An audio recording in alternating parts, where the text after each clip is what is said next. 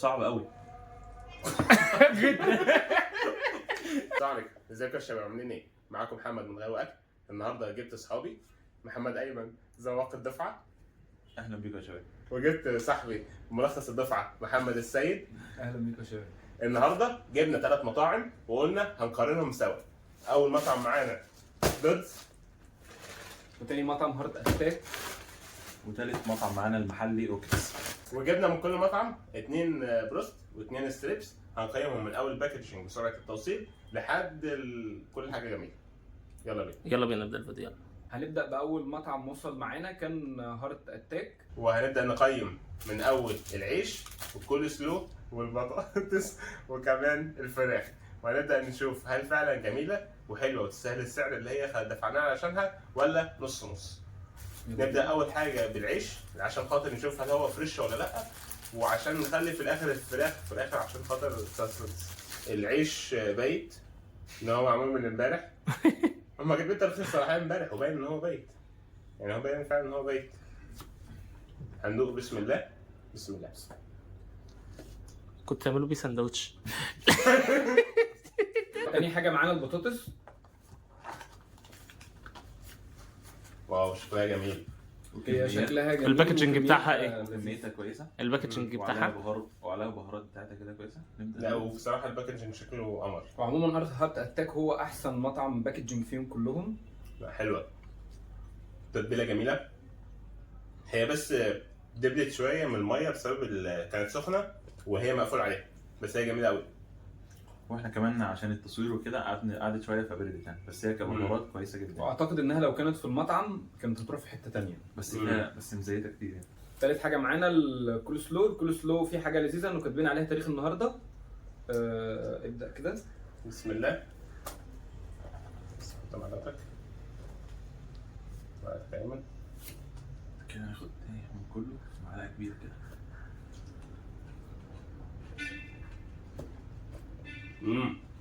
حلو. الكول سلو جميل، بس تحس ان الكرنب فيه زياده.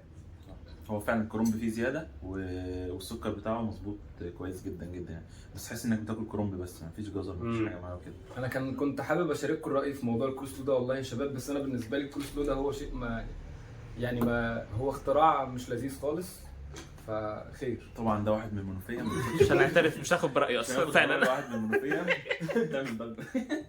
وبالنسبه لاهم حاجه بقى للفراخ، معانا قطعتين ستريبس هم مش عارف منهكين شويه صغيرين، ومعانا فخد ومعانا دبوس. الحاجه نبدا بيها الستريبس. نبدا بسم الله. بصراحه شكل لونها ابيض جميل وحاسسها حلوه.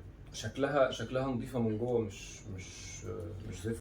طيب هو بالنسبه للستريبس اهم حاجه فيه انه مش مفيهوش زفاره، والزيت بتاعه قليل خالص، والتتبيله بتاعته جامده جدا يعني. هو ده هارت اتاك يعني. الستريبس لذيذ خالص، واهم حاجه فيه ان هو ما فيهوش زيت، مش مزيت خالص. تتبيلته حلوه ما فيهوش زيت، جميل. معلش نسيت حاجه، البريدنج بتاعه رايق قوي يعني، تحس ان هو يعني اللحمه فيه كتير. يلا البريدنج فيه لحمه. يلا الاستريبسيه نفسها شيلوا دي. يلا نبدا بالفراخ. الاستريبسيه نفسها اللحمه فيها باينه واللحمه فيها كتير، والبريدنج اللي فوق يعني مش مغطي على اللحمه كتير يعني، فدي حاجه تحسب لهم الصراحه. خلاص كده بتتغدى، سيبها. ايوه فعلا ان هو مش شايل فيها ابتدى نادي. بص بس ركز هنا، الصدر هنا ايه نظيف جدا، ودي حاجه محترمه قوي. لو ريحته عاديه، والبريدنج بتاعه برده كويس، مش كتير قوي ولا قليل قوي. طعم بقى. يلا.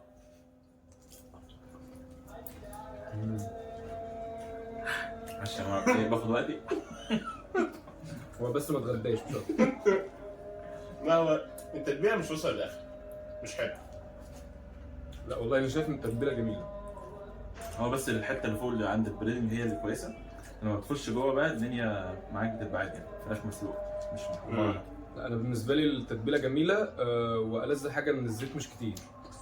بس الفراخ نظيفه جدا ودي حاجه كويسه قوي. الفراخ نظيفه جدا، مش متضايق خالص. بالظبط. ونقطه الزيت دي مهمه، الزيت فيه مش كتير خالص. دي حاجه جميله جدا بصراحه، لان هو اغلب الناس او اغلب المطاعم خلينا جايب الفرخه عليها في الزيت، لكن المطعم ده الزيت مش كتير والدنيا عجباني بصراحه. نيجي اهم حاجه بقى ايه، الستريبس بيتاكل ازاي والوجبه عامه. ده الكول سلو اللي نبدأ احنا ما بقى. بناكلوش. المنايفه ما بتاكلوش. ماشي عليه شويه بطاطس، المفروض كنا نجيب صوص معاه بس الراجل ما جابش. لسه ما جبناش. في كاتشب. في كاتشب ممكن. ونحط عليه بقى قطعه الستريبس كده لسه ده فرح عيش كبير. ده عمل سندوتش. ونغرقه كاتشب من فوق. ده بسم الله الرحمن الرحيم اللي اتغدينا. كده بيتغدى. ودوس يا معلم. الفهنا يا حبيبي. طعمها عادي. مش عارف. والله جامد. محمد دول. ما بناكلوش. ده سندوتش وحش. تجربه عظيمه الصراحه، بس هو العيش بس محتاج يتظبط شويه. انا كان نفسي اقيم معاهم والله يا شباب، بس انا ماليش في دلوقتي يا شباب هنجرب دودز. اول حاجه هنجربها في دودز هو العيش. زي ما بدانا في هارت اتاك بالعيش هنبدا هنا في العيش. ملاحظه العيش بتاع هارت اتاك كان العيش بتاع هارت اتاك، لكن المره دي العيش بتاع دودز هو عيش من ريتش بيك. طبعا هو ريتش بيك حاجته جميله جدا، بس يعني يفضل كنت لما اجي اشتري من المحل ان انا اكل من حاجه المحل. بصراحه العيش شكله صابح وجميل، وبس هو النقطه شكله محروق، يعني هو شكله محروق بس من فوق سيكه. هنجرب دلوقتي يا شباب البطاطس بتاع الدودز. بصراحه شكلها جميل، شكلها مفيش حاجه محروقه. يعني انا بحب ان هو المطعم بتاع من المطاعم التانية اللي احنا جربناهم كان فيه بطاطس محروقه، انما دي البطاطس كلها سوا واحد. فانا بحب الحاجات تكون جميله، يعني بحب الحاجه تكون ستاندرد. فاهمين يا شباب؟ فهنجرب دلوقتي البطاطس وبسم الله. بسم الله. ناخد كده بطاطسايه عليها التوابل بتاعتها. بطاطسايه حجمها كويس، رغم ان هي بقى لها اكتر من ساعه معموله ولكن لسه محافظه على القوام بتاعها. شكلها كويس جدا يعني. ومش مزيته. تتبيلتها قليله شويه. ممكن نجرب تاني. معلش هو احنا كده. هي لذة حاجه فيها برضو انها مش مزيته. والحاجات لوحدها. بس تتبيلتها قليله قوي. كان محتاج بس يزود شويه على التتبيله بتاعتها. وكانت محتاجه تتاكل سخنه. دلوقتي يا شباب احنا هنجرب الكول سلو بتاع الدودز، بس انا متحمس لها لان هي انا مش ريحتها متحمس جميلة. خالص الصراحه. ده برضو يا جماعه منوفي ولا تاخدش على كده. هشاركهم بس عشان خاطر حوار منوفي ده. بسم الله. بسم الله كده وناخد معلقه كبيره من تحت كده. بسم الله ناخد معلقه صغيره.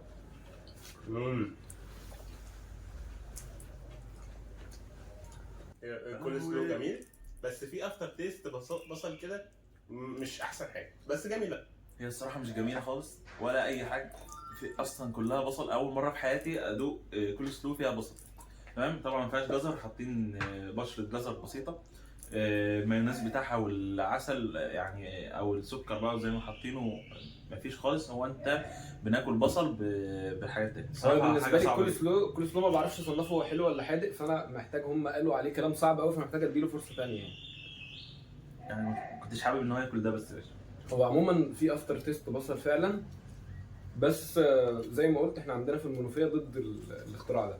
الصراحه صعب قوي. احنا يا شباب هنجرب الفراخ.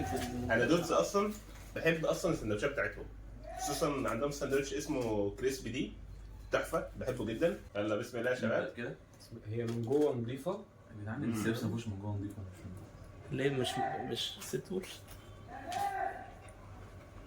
جميله. البيدنج جميل، طعم حلو، تتبيله وصل للاخر 10 من 10. هو الستريبس كويس قوي، الزيت فيه نظيف جدا والبريدنج كويس، بس التتبيله فيه هاديه جدا جدا جدا. تكاد يكون اصلا هو ناس يحط تتبيله هاديه جدا، بس حاجه نظيفه الصراحه مش متضايق منها. ولكن هو مشكله دودز عامه من البدايه في التتبيله، حتى في البطاطس في الستريبس لحد دلوقتي التتبيله فيه مش احسن حاجه الصراحه، او خفيفه جدا يعني. اكتر حاجه باكد عليها في كل مطعم هو الزيت. هي مش مزيته خالص، بس انا بالنسبه لي هارت اتاك كانت احسن بسبب نقطه التتبيله دي. التتبيله بتاعت هارت اتاك كانت اجمد، كانت في حته تانية بصراحه. يلا بينا نجرب السيلز. خش على ده ورك. خلينا نجرب الورك. احنا في حاجه بس دودز قال لنا صدر ولا ورك، قلنا له صدر. سبحان الله جاب لنا ورك، الوحيد اللي خيرنا وجاب لنا عكس اللي احنا قلنا عليه. حريه الراي. عارف الحته اللي دي اختار يعني. بس كويس ان هو جاب ورك، لان الورك هو الحاجه الوحيده اللي بيبان فيها الايه الزفاره ومش الزفاره وكده. هو دوت الكلام طبعا اللي بتقوله بتصبر بيه نفسك بعد ما الناس حلقت لك يعني ومحدش سمع كلامك عشان انت ايه. شكرا. لا مش عاجبني قوي بصراحه، مزيت شويه 2 3. بصوا يا جماعه، اللون من بره اسمر خالص، ده محطوط في الزيت كده كتير. التتبيله بتاعته ملحه جدا جدا، يعني حاسس ان الملح كتير قوي على البتاع، ودي حاجه غريبه في البروست وريها تاني عامه.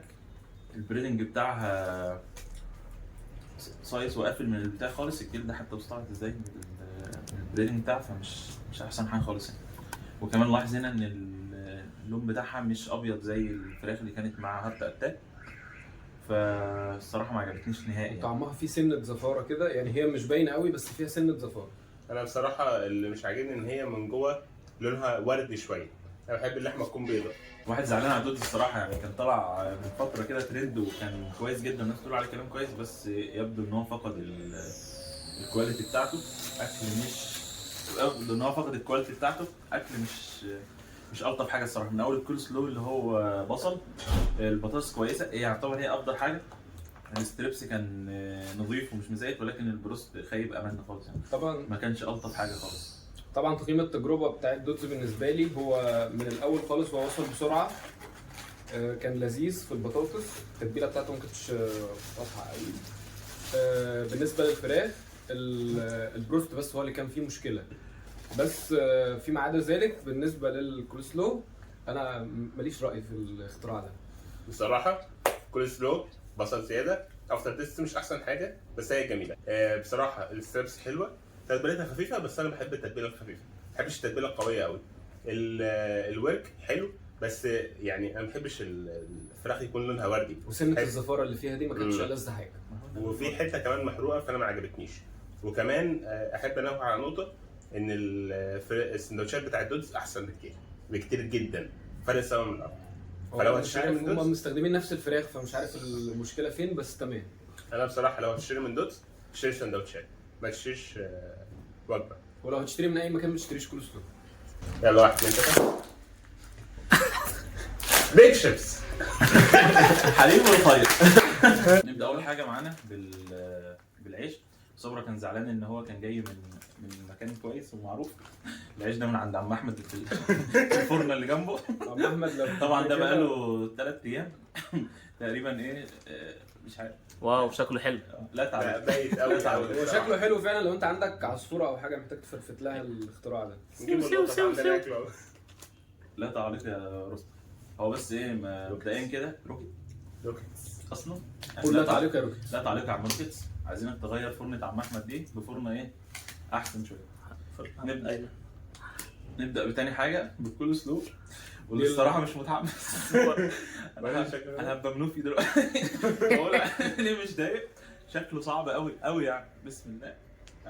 الحقيقه انا مش عارف ايه شكله كويس، فانا بالنسبه لي برضه انا بجدد كره الاختراع ده. مش قادر. مش طب هما مش هيدوق، بس انا هدوق عادي عشان لا انا هدوق يا عم. شكله حلو والله. الحمد لله يا رب. هو في أول كرومب اهو حاجة كتير. في كرومب، ده كرومب اخضر، بحسبه والله فلفل، طلع كرومب اخضر وكرومب ابيض. الجزر طبعا مش عارف هو غالي الجزر من دول ولا ايه.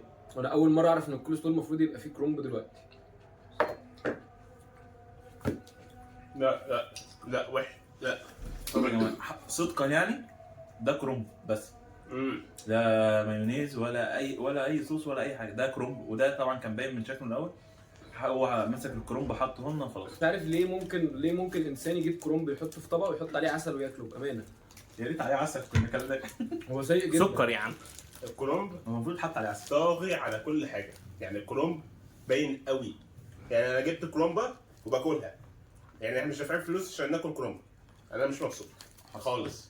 الحاجه الثالثه طبعا معانا، وده هنتفاجئ بيه دلوقتي. حاسس ان هو رز بلبن كده، في لاين 19 بسم الله ونفتح. دلوقتي هنجرب رز يا بلبن. رب ما يطلع رز بلبن. اكيد هيطلع هم ريزو. جابوا الريزو بدل البطاطس. يا نهار ابيض. ده مش ريزو عشان هم طبعا جايب لنا رز اصفر. رز مبهر عادي خالص. انا منبهر والله، انا منبهر بروكيتس ده. تمام، ده رز اصفر بس الصراحه ريحته كويسه يعني. ربنا يسلمك. هو شكله قلب على لسان عصفور شويه. مش هندوق الرز دلوقتي. انا مصمم ان هو لسان عصفور عموما. رز حبه طويله ما بحبوش. بسمتي غير الايام ده اصلا. جودته سيئه جدا. هو انبهر كويس صراحه، بس كان محتاج يتداس عليه شويه. هو ناشف قوي، بس البهارات بتاعته كويسه يعني. بس ده برضو يعني لا يمنع ان ده من محلات فراخ، مش محلات فراخ مشويه بتاع كده، لكن مش من محلات مش محلات فرايدي. ما يتاكلش مع فراخ ابدا يعني، بروست خالص. هو الفراخ البروست هو مش اختراع، هو الفراخ بيجي معاها بطاطس. لا شكلها وحش. شكلها مزيت من قبل ما نعمل اي حاجه خالص. طبعا دي اصغر قطعه بروست في العالم، دي تقريبا جايبينها من كتكوت، مش فرخه، صغيره قوي قوي يعني. معرفش ازاي بيشغلوا الفراخ في السن ده يعني. حاجه غريبه جدا برضو ان هم جايبين الجناح مع الورك يعني هي معروفه دبوس مع ورك او صدر مع الجناح، فدي برضو حاجه مش الطف حاجه. تاني حاجه الشكل بتاعها مش وردي خالص يعني، داست عليه في النار كتير. الزيت زي ما انتم شايفين كده 2 كيلو زيت موجوده معانا. نبدا نفتح بس كده ونشوف الاول الدنيا من جوه عامله ازاي. الواحد مش متحمس خالص. طيب احنا بنبص عليها من هنا نلاقيها اصلا ما اتنضفتش ولونها غريب، شكلها من جوه مش لذيذ خالص. والحاجات اللي زي دي بتدل ان هي اصلا ايه ما اتنضفتش. هو كويس ان كويس ان هم حمروها يعني، الحمد لله. ندوق كده بسم الله.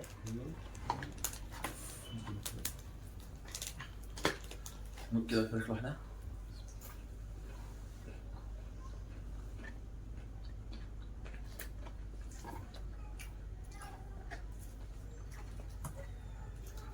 بصوا ده البريدنج بتاعها يعتبر مش موجود اصلا. التتبيله بتاعتها مش ظاهره خالص، مفيش تتبيله يعني هي فراخ محمره مش اكتر.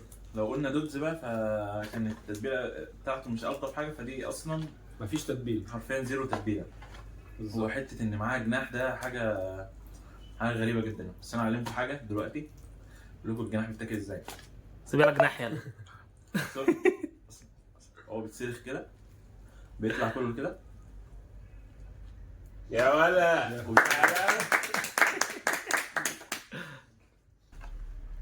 بالنسبه للستريبس كده ايمن، كده ايمن شطه.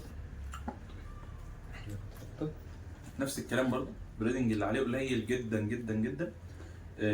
هو يعني هو ما بيتشافش من جوه، لونه ابيض كويس. نبدا ندوق كده بسم الله.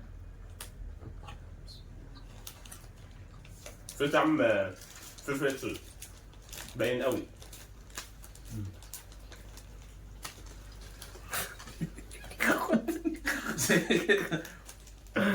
الصراحه لا الفراخ ولا الستريبس ولا الكرنب، عشان حرام اقول عليه كل سنه. والرز طبعا يعني ايه، والرز طبعا هو انبهر وكل حاجه على راسنا، بس يعني التسويه بتاعته اصلا مش مظبوطه. لو جبنا اي حد لسه بيتعلم هيعمله افضل من كده.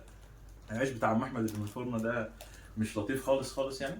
صراحه تجربه كلها على بعضها سيئه للغايه. واخر يعني اخر مره ممكن ايه اجيب من عند روكيتس حاجه. اتمنى ان هو يظبط الامور دي كلها ويحسن من نفسه بالذات. يعني بدايه القصيده كفر كده في الكول سلو، الواحد حرفيا بعد ما ياكل ده مش هيقدر يقرب من حاجه ثانيه. ويا ريت لو روكيتس بداوا يحسنوا الكواليتي وكل ده، ينسوا فكره الرز ده ويعملوا بطاطس عاديه خالص. ويعملوه في طبق بطاطس يعني، بلاش طبق رز بلبن. هو الطبق ده ينفع طبق بطاطس. والله اخويا الصغير شد فيه وقد رز بلبن عايز. لا بصراحه تقييما للتجربه، الفراخ الستريبس حلوه بس مش احسن حاجه، والفلفل الاسود باين شويه، بس هي اكسبتد يعني. انا لو ممكن اطلبها عادي ممكن اكلها. انما بقيه الحاجات التانيه مش لا وحشه. بس انا بصراحه جربت عندهم سندوتش قبل كده فانت لا حلو. تاني يا مجدي. لا بجد تاني سندوتش يا مجدي يا ابني. لا السندوتشات عندهم حلو. لما رحنا عند عمر كان حلو. ماشي يا مجدي. لسبب ما السندوتشات مع صبرا بتطلع حلوه مع انها نفس الفراخ، فتجربه الفرايد تشيكن مش ألذ حاجه. هو عشان بيغطيها بالصوصات فهو مش واخد باله من الفراخ ممكن اصلا. فعلا. وعلى عهده صبرا، على عهده صبرا السندوتشات هناك ألذ حاجه، بس ممكن دي كلها لعبه صوصات ايه، ممكن دي كلها تكون لعبه صوصات مش اكتر. الحمد لله قلتها كويس. بما ان ايمن هو الذويق. طيب يعني ايه الذويق؟ يعني بيذوق. الذوق. ماشي. بيذوق كتير. بيذوق شغال وبيتكلم. هو انت وقتك كتير قوي كده. كمل. طيب انا بالنسبه لي طبعا اول حاجه هارت اتاك، وده شهادتي فيه مجروحه. الصراحه عظيم جدا جدا، كل حاجه فيه كانت كويسه. الكول سلو بس محتاج يتظبط شويه. انا اختلف في موضوع الكول سلو ده بصراحه، اختلف في موضوع الكول سلو ده. كل سلو حاجه ما تتاكلش. مالكش حق تتكلم عن الكول سلو، حريه الراي. دي حاجه من بره مش من المنوفيه، ما ينفعش نتكلم عنها. شكرا. بالنسبه لي كل حاجه فيه كويسه. دافع لك كام؟ بطاطس، الفراخ، الحاجات. لا انا والله كل مره بروح بدفع عادي. عامل فراخ في فودافون. تاني حاجه بقى بالنسبه لدودز، الحاجه الوحيده اللي جت عنده الستريبس، اي حاجه تانية حرفيا ما جاتش. الفراخ سيئه خالص، زفره جدا جدا. البطاطس نوعا ما كويسه وكانت محافظه على قوامها، مش ما هلهلتش مننا، بس التتبيله اللي عليها تكاد لا تذكر يعني. هو البطاطس عموما كان ظلمها انه بردت. اعتقد البطاطس كانت تعقيمها هيعلى شويه في كل حاجه لو كانت سخنه. اتاكل في المطعم هناك. بالنسبه بقى للروكيتس، ده محتاج يتقل ده ويشوف نفسه الصراحه. يعني الحاجه فيه مش الطف حاجه. الفراخ محتاج يرجع البطاطس ويشيل الرز ويشيل العلبه البلاستيك، ومحتاج يشيل الكول سلو من الميديا. محتاج يقفل يشيل المطعم ويرمي. محتاج يقفله شهرين كده ويرجع لنا تاني يعني. بالنسبه للفراخ، اول مره في حياتي الصراحه اشوف حد بيبعت ورك مع الجناح، وان كان شكرا يعني على العرض اللي احنا عملناه. هو يعني بس هو خيارك. هو بيعمل فخد مع دبوسه، يا اما الصدر مع الجناح يعني عشان يبقى ربع يعني. وكمان نقطه بما انه مكان فرايد تشيكن، بصراحه الفراخ ما بتشتغلش في السن ده. الفراخ كانت صغيره قوي قوي، اصغر من انها تنزلوها سوق العمل بدري قوي كده يعني. العيش زي ما قلنا مش عايزين نكرر من الفرن اللي جنبهم، محتاجين يهتم بيه شويه لانه حاجه مهمه جدا. والفراخ اصلا ما بتاكلش، يا اما بتاكل بالرز اللي هو اصلا مش الرز بتاعها، يا اما بالعيش اللي هو اصلا كان سائل للغايه يعني. احنا لاحظنا ما عملناش سندوتشات بعد اول واحد هارت اتاك. بس يعني بشكل عام هارت اتاك وبس، مش هدي للتانيين تقريبا. انا شايف ان هارت اتاك لذيذ، بس هم غالبا دافعين حاجه الايمن يعني. فعلا. هو باقي المطاعم كانت الدنيا فيها مش وحشه قوي. هو طبعا مطعم هارت اتاك هو احسن مطعم فيهم بالنسبه للفراخ وبالنسبه لكل حاجه. بس اهم حاجه فيهم كانت الباكجينج. في ناس بحسهم اللي هو حاطين الحاجه اللي هو خد في حجرك وامشي كده. بصراحه هارت اتاك كان ألذ واحد واشيك واحد فيهم. واصعب حاجه اللي كانوا جايبين الرز في طبق بلاستيك ده. الموضوع ده صعب قوي يعني. تقييما ليهم بصراحه كان فيهم حاجات حلوه وفيهم حاجات وحشه. انا مش هتكلم عن هارت اتاك لان هم اتكلموا عنه وادوا له حقه بزياده. انا هتكلم عن بقيه المطاعم لان هم كان فيهم حاجات كتيره جدا حلوه، يمكن يعني ما ظهرتش قوي دلوقتي لسبب غير معلوم. بس بصراحه دودز انا متعود على الفراخ بتاعته انها بتكون جميله جدا وانها بتكون حلوه، بس المره دي ما ظبطتش. هو دودز ده فعلا يعني هندور على اصله كده نلاقي والده مثلا شريك فيه بتاع والسندوتشات بتاعته تقريبا والده اللي حاطط الخلطه بتاعتها. وانت صاحب حق او انت صاحب فكره هارت اتاك. لا بس هو بصراحه انا متعود ان احنا دايما بنجيب من عنده، فانا عارف ان هو حاجاته حلوه، بس هو ممكن المره دي ما ظبطتش. ويمكن عشان راني من تليفوني مثلا فما اعرفش المكان ده فبعت لنا الفراخ اللي بننزلها للناس. لا بصراحه دودز محتاج بس يظبط فكره الفراخ، محتاج تتظبط سيكا. او لو متضايق اطلب سندوتشات على قصد الدكتور صبري. انا اتحمل مسؤوليه. اقول له طبعا دكتور صبري ورني من تليفوني. بالنسبه للروكيتس بصراحه يعني تعقيبا عن نقطتين. نقطه ان الاكل بياخد وقت عبال ما يتعمل. احنا رحنا لهم قبل كده اصلا المطعم وكان خد ساعه ونص عبال، واحنا اصلا اوريدي واقفين قدامهم، فهو خد ان هو ياخد ساعه ونص. لا ده كتير ونقطه ما تنفعش خالص، خصوصا انك انت اصلا يعني فاست فود، انت اكل سريع، انت كده اكل يعني مستنيين بالمعنى الحرفي. لا كده فعلا ما تنفعش خالص. تمام. فانا دي النقطه دي زعلتني جامد، خصوصا ان احنا لما كنا هناك عندهم في الفرع احنا كلمناهم على النقطه دي، فدي لا حاجه تزعلني جدا خالص وتخليني لا انا مش عاوز اطلب منهم لو انا عاوز اكل حاجه بسرعه. خلاصه الموضوع ده كله ان هارت اتاك هو احسن مطعم ممكن تطلب منه في الثلاثه اللي احنا جبناهم دولت، وبديل كويس للناس اللي كانت متعوده على منتجات المقاطعه. في منتج ما يعني كانت اغلب الناس متعوده عليه، مع ان عيشه وحش وفراخهم زفره واسمهم على وزن كبداكي، فدولت مقاطعه ما بنجيبش منهم، بنجيب من هارت اتاك. بس صراحه الكول سلو بتاعهم يعني طبعا بما ان انا من المنوفيه فانا كده بكرههم عشان الكول سلو بتاعهم. الكول سلو بتاعهم الصراحه ملوش حل يعني. بس بتاع هارت اتاك كويس يعني. محتاج يزود الجزر شويه والمنتجات الثانيه. محتاجين ننقل الكول سلو ننقله بلبن او اي منتج من المنتجات اللي هي المسكره مش الحادقه. لا بما انك وصلت معانا لحد اخر الفيديو، ده معناها انك صديق عزيز علينا. ما تنساش تعمل لايك وفولو وشير وسبسكرايب. ويا ريت شباب المنوفيه ما فيش حد يزعل من ايمن، وكان بيهزر بس مش اكتر، انا من المنوفيه اصلا.